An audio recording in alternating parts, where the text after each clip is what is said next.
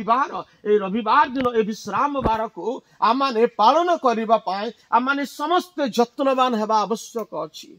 जदि एई दिन को आमे पालन करने जत्नवान हेबा नहीं तेबे आम जीवन रे आमे आशीर्वाद पाई परिबा नहीं। तेणु परमेश्वर वाक्य मान को शिक्षा दिए। ईश्वर वाक्य रे लिखा अछि जे विश्राम बार को जदि ए विधि को आज्ञा को जदि आमे पालन करबा जत्नवान हेबा तेबे मन रखंतु आमानकर जीवन रे आपण मान एवं मु आमे समस्त ईश्वर आशीर्वाद प्राप्त हो Paribas. Hallelujah hallelujah hallelujah hallelujah. विश्राम बार को आमे विश्राम बार एक विधि अटे एक नियम बा आज्ञा अटे यहा को पालन करबा पई आमे जत्नवान हेबा। जदि यही दिन को आमे पालन करबा जत्नवान हेबा एई दिनर आशीर्वाद आमे पाई परिबा। लेखा अछि आदि पुस्तक 2 पर्व तार 1 पद 2 पद रे गोटे वाक्य लेखा अछि पढंतु। आदि पुस्तक 2 पर्व 1 एवं 2 पद रे पढंतु। के जणे एही रूपे आकाश मंडलर ओ पृथ्वीर पुणी सेही 2 रे तीत समस्त वस्तुर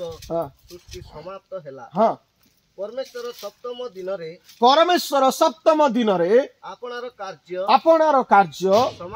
समाप्त करी सेही सप्तम दिन रे आपणार कृत समस्त कार्यरु विश्राम कले। Hallelujah hallelujah. से एही सप्तम